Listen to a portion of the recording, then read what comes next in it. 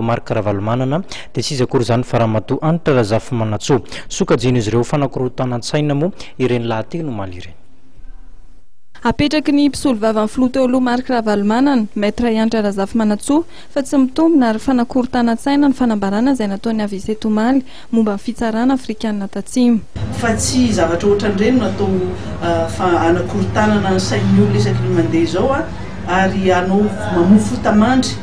Kanefa fantatra tsara fa anisan'ny tompona andraikitra ny zavatra nitranga tany amin'ny 7 février le olona milaza fa filohan'ny AVC iny anisan'ny tompona andraikitra nitondra ny olona teny Ambotso ohatra ny olona ny teny iny mikasika ny hoe ho avy ety misy mpitsara sud-afrikanina ho avy ety Madagasikara anao fanadihadiana raha ny fahalalana anazy aloha dia ny fomba fitsarana any Afrika Atsimo tsy zavatra ohatran'izany, tsy ohatran'izany ny fomba fiasany, tsy ohatran'izany hoe olona tsotra ty no miteny ny zavatra hoe ho ataon'ny mpitsara any Afrika Atsimo.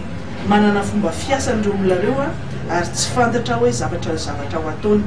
Ohatran'ny colonel Charles zany izy tena izay mandray njara mavitrika tamin'ireny rehefa miteny ary mamoaka ny tsy ambarantelo rehetra.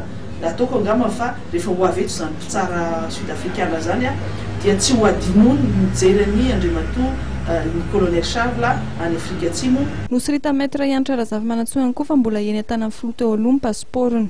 Kasika ny pasiporo tsy marina velively zany voalaza hoe nesorina tamin'ny président Marc Ravalomanana pasiporo.